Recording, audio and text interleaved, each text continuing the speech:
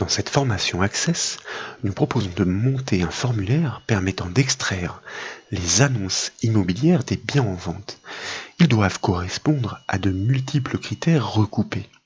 Les exigences peuvent être émises sur le prix, la superficie, le nombre de pièces ou encore la distance séparant la localité choisie. C'est donc dans cette petite barre d'outils conçue à cet effet que l'utilisateur peut saisir les critères dans les zones de texte correspondantes. Si nous jugions par exemple l'offre trop pauvre par rapport à ces conditions recoupées, nous pourrions élargir, pourquoi pas, la périphérie à 75 km et constater qu'instantanément, l'offre s'actualise au centre de l'écran dans le sous-formulaire. Et nous pourrions émettre une exigence supplémentaire, comme par exemple isoler tous les biens qui possèdent un garage pour lesquels la superficie est au moins 50 mètres carrés avec au moins 3 pièces pour un prix inférieur à 100 000 € et dans un rayon de 75 km donc. La liste des biens répondant à ces critères, à ces requêtes recoupées, s'actualise donc dans le sous-formulaire au centre de l'écran. Aucun code VBA ne doit intervenir, c'est l'enjeu de cette formation. C'est en effet une requête aux critères dynamiques qui doit livrer ses résultats affinés sur demande. Comme toujours, nous proposons de débuter les travaux depuis une petite base de données qui est proposée au téléchargement depuis le site bombage.fr. Elle se nomme Gestion immobilière ACCDB. Elle offre les données, bien entendu, mais propose aussi la structure du formulaire. Nous allons le constater. Nous commençons par double-cliquer sur le nom de son fichier pour l'ouvrir dans Access et puis nous cliquons sur le bouton Activer le contenu de son bandeau de sécurité car il s'agit d'une base de données externe émanant par exemple d'Internet. Dans le volet des objets Access sur la gauche de l'écran, vous notez la présence d'une table et d'un formulaire. Nous double-cliquons sur la table Biens pour l'afficher en mode feuille de données. Nous y consultons une liste des biens immobiliers proposés à la vente. Ils sont référencés sur plusieurs champs avec un niveau de détail volontairement simplifié. Nous souhaitons ici démontrer la méthode pour extraire les annonces correspondant aux critères des clients. Vous notez que certains champs, comme le champ du prix ici, sont formatés pour une meilleure lisibilité. Et d'ailleurs, nous allons le constater, dans le ruban accueil, nous cliquons sur le bouton affichage et dans la liste, nous choisissons mode création pour afficher la table en conception. Nous notons tout d'abord la présence indispensable de la clé primaire sur le champ bien ID qui s'incrémente automatiquement, numéro auto. Il permet de définir chaque enregistrement comme unique. Cette notion est essentielle comme nous l'avons appris au travers de nos formations aux gestionnaires de bases de données Access. Si nous cliquons sur le champ Bienville pour le sélectionner, dans son onglet général, nous constatons qu'il est formaté en majuscule grâce au symbole supérieur pour des raisons d'homogénéité. Si nous sélectionnons maintenant par exemple le champ Bien superficie, nous remarquons qu'il est formaté en mètres carrés. Ces techniques de formatage sont identiques à celles que nous avons apprises avec Excel, notamment pour créer des formats numériques personnalisés. Et nous constatons de même que ces champs sont typés au plus juste pour préserver les ressources. Par exemple, Bien superficie est typé comme un numérique entier et non pas un entier long qui serait démesuré par rapport aux besoins de ce champ. Si nous sélectionnons maintenant tour à tour, eh bien pour commencer, le champ Bien prix, nous remarquons qu'il est formaté en euros et que le champ Bien distance est formaté en kilomètres. Ces préférences d'affichage seront précieuses pour manipuler les informations, car la requête va les restituer sur le formulaire. Nous avions appris toutes ces notions au travers de la formation Access sur les masques de saisie et le formatage des champs. Vous constatez enfin que les 3 derniers champs sont booléens. Oui, non. Ils peuvent donc être soit vrais, soit faux. Et ils seront matérialisés par une case à cocher, fort logiquement, sur le formulaire. Nous le constaterons. Dernière remarque, il est toujours intéressant de préfixer les noms des champs du nom de la table. Nous avons évoqué ces notions à maintes reprises. Je vous propose désormais donc de fermer cette table et dans la foulée de double-cliquer sur le formulaire Recherche bien pour l'exécuter. Et comme vous le constatez, la structure est en effet déjà présente. Une barre d'outils sur la droite permet d'émettre plusieurs critères à recouper pour extraire les annonces immobilières correspondantes et issues de la table bien. Il nous manque le sous-formulaire, celui de la démonstration au préambule au centre de l'écran, réagissant à ces conditions émises. Mais pour cela, il devra puiser sa source sur une requête et cette requête doit réagir dynamiquement en fonction de ses contraintes. Il s'agit de l'enjeu de cette formation. Nous proposons de basculer en mode conception depuis le bouton affichage situé dans le ruban accueil et en choisissant le mode création. Et puis, nous allons sélectionner tout d'abord la première zone de critères pour faire des constats importants. En activant sa feuille de propriété par le bouton feuille de propriété depuis le ruban création, vous constatez que ce contrôle est nommé superficie. Ce nom d'objet est important pour la correspondance à établir dans la construction des critères dynamiques de notre requête. Nous activons ensuite son onglet données, si ce n'est déjà fait, pour constater que pour des raisons d'ergonomie, une valeur par défaut ainsi qu'une règle de validité est définie. Cette dernière empêche la saisie de données non numériques. Elle sera donc contrôlée par Access en temps réel. De plus, les nombres saisis doivent nécessairement être positifs, cela va de soi pour une superficie. Donc si cette règle n'est pas respectée, Access n'autorise pas la validation de l'information. Et ainsi, nous bâtissons une application bien cadrée et sécurisée. Ensuite, nous remarquons que les autres contrôles se nomment respectivement NB pièce, puis prix, puis distance, et puis garage, et que chacun d'entre eux est associé, là encore, à une valeur par défaut, ainsi qu'une règle de validité, comme vous le remarquez, sauf pour la case à cocher, forcément, qui peut être soit vrai, soit faux, donc aucune règle de validité n'est nécessaire ici. Désormais, puisque nous avons pris connaissance de l'existence et du nom de chacun de ces contrôles, nous devons bâtir une requête sélection. Mais il ne s'agit pas d'une requête classique.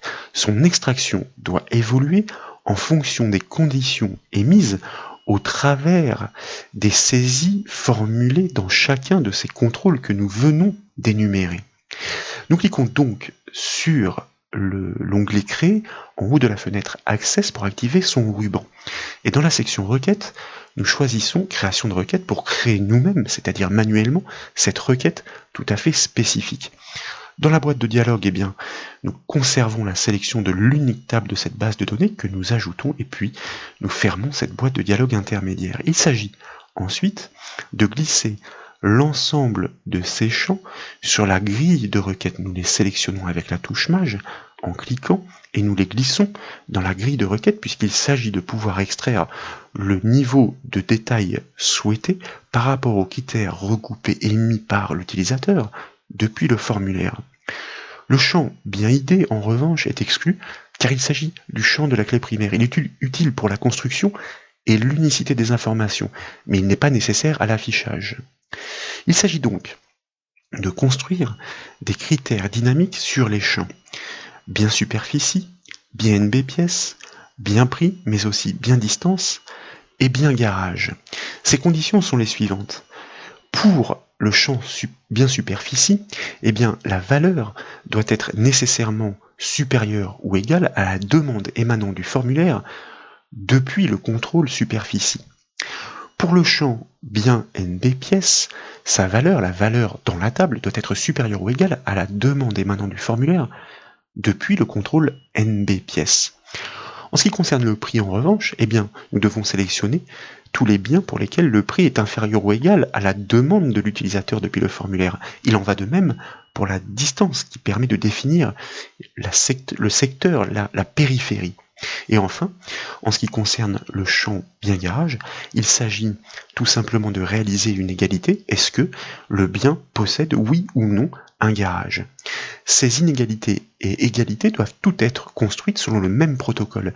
Il s'agit de faire la correspondance entre le champ de la requête et le contrôle correspondant sur le formulaire grâce au générateur d'expression. Nous avions bâti ce type de requête dynamique dans la formation Access pour réaliser des recherches verticales notamment.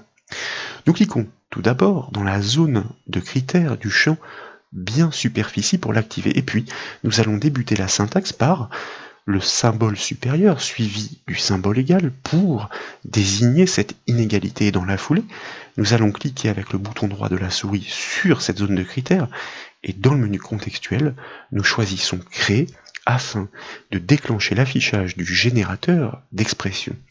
Nous devons naviguer grâce à la liste de gauche des éléments d'expression dans l'arborescence notamment des formulaires jusqu'à trouver notre formulaire Recherche bien que nous sélectionnons. Et puis, dans la liste des catégories d'expression, nous devons faire la correspondance, comme nous le disions, avec le contrôle du critère sur la superficie depuis le formulaire que nous double-cliquons donc. Et en haut du générateur d'expression, vous constatez que la correspondance se construit automatiquement. Nous indiquons donc explicitement que la superficie doit être supérieure ou égale à la valeur mentionnée par l'utilisateur dans le contrôle superficie du formulaire. Tous les enregistrements qui ne répondront pas à ce critère seront exclus naturellement de la sélection. Mais il s'agit encore de recouper cette condition avec les autres exigences potentiellement formulées dans les autres contrôles du formulaire. Quoi qu'il en soit, et pour commencer, nous cliquons sur le bouton OK pour valider effectivement ce premier critère sur ce premier champ. Et dans la foulée, tant qu'à faire, nous allons enregistrer CTRL-S cette requête afin de préserver notre travail et nous pourrions par exemple la nommer sélection underscore bien, pourquoi pas.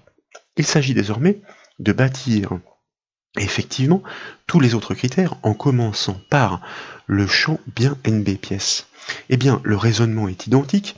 Il faut vérifier l'inégalité supérieure ou égale à, comme nous l'avions dit. Nous cliquons sur le générateur d'expression et puis nous naviguons dans l'arborescence jusqu'à trouver notre formulaire et sur notre formulaire, nous désignons le champ, ou plutôt le contrôle correspondant NB pièce, de manière à pouvoir poser ce nouveau critère. En ce qui concerne le prix, eh bien nécessairement, il doit être inférieur ou égal à quoi? Au prix mentionné depuis le contrôle correspondant sur le formulaire que nous allons rechercher, et puis une fois que nous avons isolé le nom du contrôle, nous le double-cliquons. Il s'agit à chaque fois de reproduire à l'identique les mêmes techniques, seul le nom du contrôle doit s'adapter. Et enfin, en ce qui concerne la distance, bien entendu, toujours dans l'arborescence, c'est-à-dire dans notre formulaire Recherche bien, nous devons faire la correspondance avec le champ distance. Et pour terminer, puisque le dernier champ est une case à cocher, l'opérateur n'est pas nécessaire ici, la correspondance suffira entre le champ de la requête et le contrôle du formulaire, qui se nomme d'ailleurs garage, que nous allons chercher, que nous double-cliquons pour établir, là aussi, le critère à vérifier recoupé. Comme tous ces critères sont effectivement posés sur la même ligne, ils impliquent qu'ils doivent être recoupés, donc vérifiés ensemble pour des résultats affinés à la demande. C'est exactement ce que nous souhaitons. Nous enregistrons les modifications avec le raccourci clavier CTRL-S par exemple, et à ce stade, si nous exécutions notre requête, fort logiquement, elle ne produit aucun résultat, elle ne peut fonctionner seule, elle attend les valeurs du formulaire exigées à l'instant T. L'objectif désormais consiste donc à l'intégrer sur le formulaire et à la faire réagir en fonction des choix émis. Pour cela, nous allons exploiter un sous-formulaire. Nous commençons par fermer notre requête qui préalablement a été enregistrée. Et puis, dans notre formulaire en mode création, par le biais de son ruban création d'ailleurs, nous déployons l'affichage de la liste de ces contrôles. Et nous allons choisir le sous-formulaire sous état. Il s'agira pour nous d'ailleurs d'un sous-formulaire fort logiquement puisque nous travaillons sur un formulaire. Et nous le traçons à l'emplacement qui est prévu à cet effet, sous forme de rectangle, et nous constatons qu'un assistant se déclenche. Et dans cet assistant, nous allons garder le choix par défaut, utiliser les tables et les requêtes existantes. L'objectif est de pouvoir définir la source dynamique de ce sous-formulaire. Et en l'occurrence, il s'agit de notre requête, celle que nous venons de bâtir.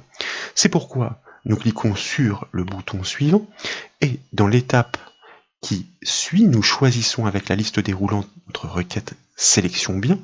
Nous incluons tous les champs grâce à la double flèche puisque nous souhaitons avoir l'ensemble des détails qui sont restitués en fonction des critères recoupés. Nous cliquons sur suivant, nous arrivons à la dernière étape où nous pouvons conserver le nom par défaut.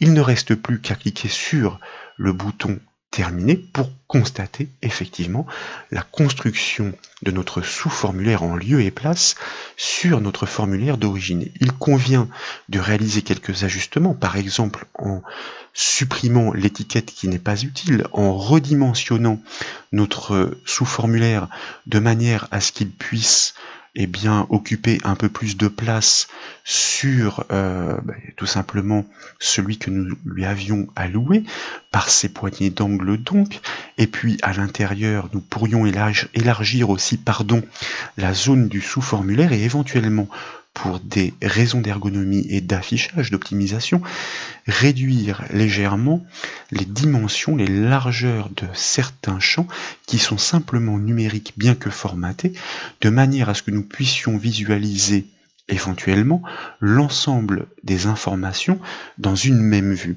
Nous pouvons donc enregistrer ces modifications, exécuter notre formulaire avec la touche F5 du clavier et d'ores et déjà, comme vous le constatez, les annonces immobilières se sont filtrées. Les valeurs par défaut définies dans les contrôles, celles que nous avions paramétrées depuis la feuille de propriété, imposent des critères prédéfinis que la requête telle que nous l'avons conçue récupère et exploite pour sa sélection restrictive. La table biens, je vous le rappelle, compte 31 enregistrements à l'origine. Ici, seuls 3 biens correspondent à une recherche sur une superficie d'au moins 50 m² avec 3 pièces, un prix inférieur à 100 000 €, dans une périphérie de 25 km, sans garage. Si nous modifions ces paramètres, par exemple en changeant la périphérie de 25 à 75 km, vous constatez, malgré un clic sur le bouton, que rien ne se produit. Fort logiquement, comme nous n'avons pas encore généré ces événements, l'affichage va s'actualiser au chargement du formulaire et puis il reste figé. Nous devons donc imposer l'actualisation des enregistrements pour que les nouveaux critères soient considérés sur demande. Nous proposons dans un premier temps de produire les résultats au clic sur le bouton, mais nous ferons aussi en sorte, comme nous l'avons démontré en préambule de cette formation, qu'ils s'actualisent automatiquement au changement de critères détectés sur chaque contrôle de saisie. Le procédé est trivial, il suffit de déclencher une macro ordonnant le recalcul au clic sur le bouton. D'ailleurs, ce sont des techniques que nous avons mises en œuvre ensemble au travers de formations à maintes reprises. Nous cliquons donc dans le ruban accueil sur le bouton affichage et dans la liste, nous choisissons mode création pour revenir en mode conception du formulaire et nous cliquons sur le contrôle qui nous intéresse à ce stade, soit le bouton chercher. Et dans sa feuille de propriété, cette fois-ci, nous allons activer son onglet événement.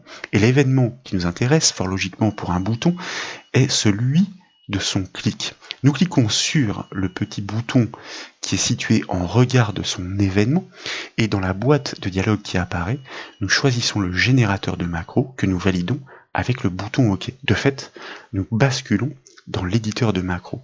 Il ne nous reste plus qu'à sélectionner l'action, comme je vous le disais, triviale grâce à la liste déroulante. Il s'agit de l'action afficher tous en reg. Traduisez, afficher tous les enregistrements. Cette action de macro ne requiert aucun paramètre. Elle commande simplement la réactualisation des enregistrements pour considérer la mise à jour de l'environnement et donc des critères dynamiques qui auraient pu être apposés dans la petite barre d'outils prévue à cet effet sur le formulaire. Nous cliquons donc sur le bouton enregistrer, nous fermons l'éditeur de macro avec le bouton qui est prévu à cet effet, nous en profitons pour enregistrer aussi notre formulaire puisque désormais notre bouton va déclencher l'exécution d'une macro et puis nous l'exécutons avec la touche F5 du clavier. Et vous constatez que cette fois-ci, effectivement, le paramétrage précédent a pris en compte la valeur par défaut qu'elle a mémorisée, 65 km, et vous remarquez que l'offre est plus généreuse qu'elle ne l'était. Si justement, nous préférons des critères plus restrictifs en retapant les 25 km de périphérie et que nous cliquons dans la foulée sur le bouton chercher, vous constatez que notre application est d'ores et déjà fonctionnelle puisqu'elle est en mesure sur ordre, on clique sur le bouton donc, eh bien, de restreindre, de recouper l'ensemble de ces exigences. Superficie de 50 mètres carrés, 3 pièces, prix inférieur à 100 000 euros, distance pas au-delà de 25 km, sans garage. Si nous choisissions d'ailleurs pour voir avec garage et que nous cliquions sur chercher, vous constatez que le nombre de résultats est le même, mais les biens se sont actualisés, il ne s'agit plus des mêmes, ils possèdent effectivement un garage. Nous pourrions peut-être, pourquoi pas, eh bien, augmenter notre budget à 130 000 euros pour constater l'incidence avec une périphérie de 50 km à la ronde. Et si nous cliquons sur le bouton chercher, vous constatez cette fois-ci que nous obtenons instantanément 14 résultats correspondant à l'ensemble de ces critères recoupés.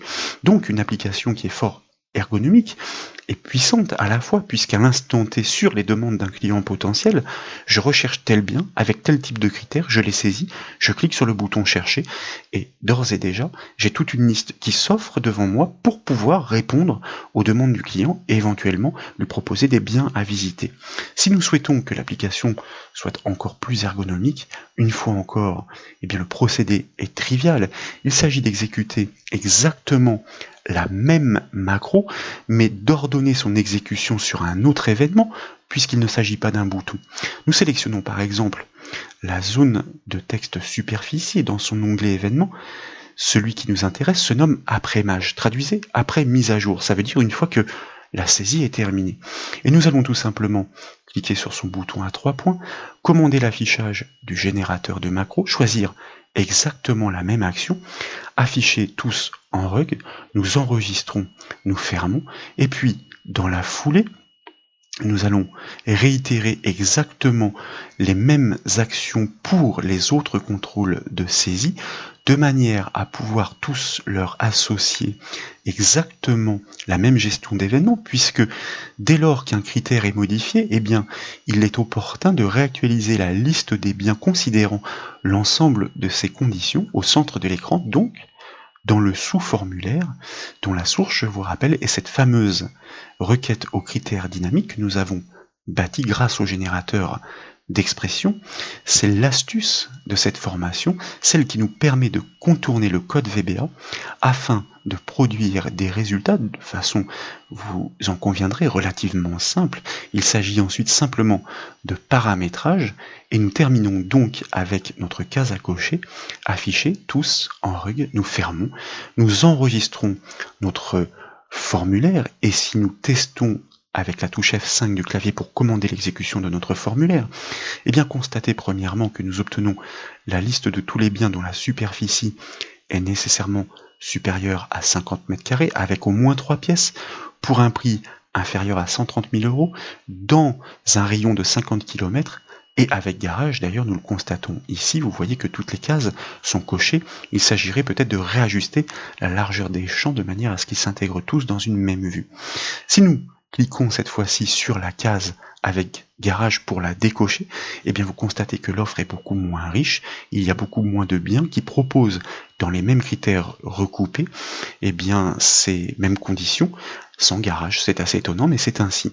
Et puis si nous avions des exigences, on va dire un peu plus poussées, par exemple des biens qui soient nécessairement supérieurs à 75 mètres carrés, pour un prix inférieur, par exemple 110 000 euros maximum, et dans un rayon de 25 km, vous constatez effectivement que les choix sont on ne peut plus précis à l'instant T par rapport aux exigences du client potentiel. Et bien l'utilisateur, l'agent immobilier pourrait dire oui, j'ai un bien qui vous correspond dans votre rayon à 25 km à Privas, plus précisément, il fait 85 mètres carrés, il est à 70 000 euros, ok, et avec garage éventuellement, instantanément, vous voyez qu'il y en a deux désormais qui correspondent à ces critères, respectivement 79 mètres carrés et 112 mètres carrés, avec garage, comme le confirme la case à cocher, qui est bien cochée. Voilà donc pour ces démonstrations. Dans une prochaine formation, nous verrons comment construire un formulaire d'ajout sans code VBA une fois encore. Son objectif sera de pouvoir insérer de nouveaux biens dans la base de données. Ainsi, sur des informations constamment à jour, notre formulaire d'extraction sera d'autant plus fonctionnel. J'espère que ces démonstrations vous ont plu. Si c'est le cas, comme toujours, je compte sur vous pour mettre un petit j'aime à la vidéo. Et comme vous le savez, vous pouvez retrouver toutes les autres formations sur le site bombache.fr. Je vous remercie.